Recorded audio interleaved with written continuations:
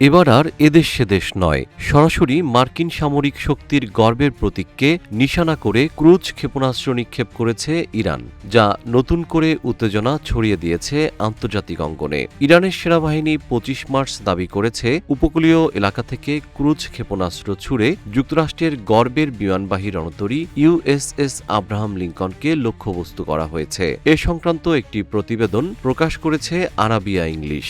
ইরানের press TV একটি video প্রকাশ করে দাবি করেছে, দেশটির সশস্ত্র বাহিনী মার্কিন এই রণতরীকে লক্ষ্য করে ক্ষেপণাস্ত্র ছুড়েছে।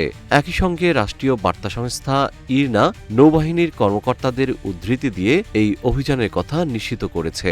এর আগে ইরান নৌবাহিনীর কমান্ডার রিয়ার অ্যাডমিরাল শাহরাম ইরানি বলেন, শত্রুর বিমানবাহী রণতরী আব্রাহাম লিঙ্কনের গতিবিধি সার্বক্ষণিক পর্যবেক্ষণ করা হচ্ছে।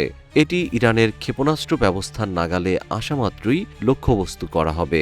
যদিও যুক্তরাষ্ট্রের প্রেসিডেন্ট ডোনাল্ড ট্রাম্প ২৪ মার্চ বলেছেন, ইরান ইউএসএস আব্রাহাম লিঙ্কন লক্ষ্য করে শতাধিক ক্ষেপণাস্ত্র ছুড়েছিল, প্রতিটি ক্ষেপণাস্ত্রই ভূপাতিত করা হয়েছে। পরস্পর বিরোধী এই দাবির মধ্য দিয়ে স্পষ্ট, দুই দেশের উত্তেজনা নতুন মাত্রা পাচ্ছে, যা যে কোনো সময় বড় ধরনের সংঘাতে রূপ নিতে পারে বলে আশঙ্কা করা হচ্ছে।